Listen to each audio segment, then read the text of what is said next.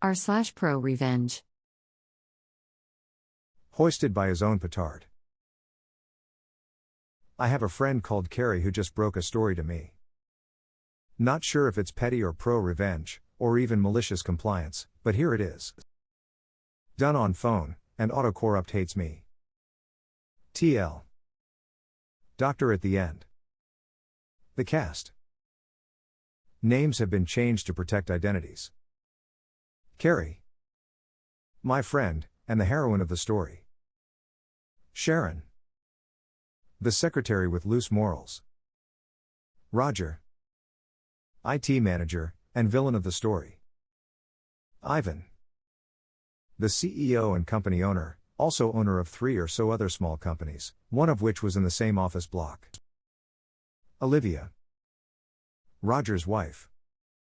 Carrie works for a small IT company as a programmer and web designer along with about 8 others, including her manager and her newest colleague, Sharon the secretary. Roger is a womanizing rogue who makes frequent moderately offensive comments about women, customers and staff, like he has no brain-mouth filter. Sharon is, as Carrie puts it, an upwardly mobile skank who will literally, yes, actually, blow the boss if he buys her new shoes, so. Boner for a bonus. And she has had a bonus, just not for productivity. The first Carrie knew about Sharon's behavior was late one Saturday afternoon, when everyone had left for the weekend, except Carrie as she had a project. She was beavering away at her desk in a nearly silent office when she heard a squeal. She immediately got up to investigate, and found her boss's door ajar. She heard another squeal, and walked in. Finding Sharon bent over the desk with her skirt hitched up above her hips, her boss, trousers round his ankles, balls deep behind her.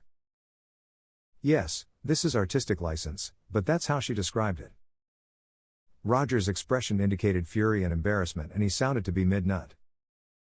Sharon had an expression like the cat that had the cream, with no pun intended. She certainly didn't seem bothered about being caught. Roger recovers his composure, puts his trousers back on and called Carrie back into the room. She hadn't stopped to watch, and threatened to fire her if she let slip what she'd seen. The instruction was tell nobody. Act like it never happened. It's important at this point to mention that this was at the height of COVID, and they were looking at the possibility of reducing staff numbers, something which fortunately never happened, but at the time of this story, nobody was sure. Carrie kept quiet. Ooh, that's nice alliteration. Roger would occasionally remember that she knew what he was up to, and would give her dirty looks, but little more was said. Sharon and Roger were still having regular sex at work, and Sharon was getting the bonuses that the team should have received. She was also receiving boners, but nobody would have felt jealous had they known. One Saturday, about 6 months after the initial shock discovery, an opportunity for revenge, and technically malicious compliance, presented itself. Olivia, Roger's wife, popped in. The staff were still there, and the office was busy and a bit noisy. Roger had excused himself to his office with Sharon early as he knew his wife would be in later to meet him and wanted to get his end away before she arrived. She was early. Olivia was standing at Sharon's desk. Sharon was the secretary, after all, and Carrie saw an opportunity. She offered to help, in the absence of the secretary, and Olivia asked to see Roger. Carrie obliged. The next bit is a little vague, as Carrie skipped some details, but, apparently, she knows how to get past the lock on his office door, like the door frame is a little too big, and that's the vague bit. Carrie was able to open the door as if it wasn't locked, and hold it open for Olivia, who walked in to see her husband screwing the secretary from behind. Olivia's eruption was one of incandescent fury, which caused Roger's excuses to melt away. He was trying to explain that it wasn't what it looked like while pulling his trousers up. Sharon, meanwhile, had tried to discreetly leave, but Olivia had turned her full wrath on Sharon's direction, so Sharon excused herself by asking Roger why he'd never told her he was married. He had actually told her, but the ruse worked. Roger stared daggers at Carrie, but she told him that she'd done as he asked. She had never told anyone, and had acted as if it had never happened. Just as he'd demanded. Olivia asked what she meant, and she explained in painful detail what had been going on. With Olivia screaming blue murder at Roger, nobody heard the big boss, Ivan, arrive. He must have heard the ruckus and come to investigate.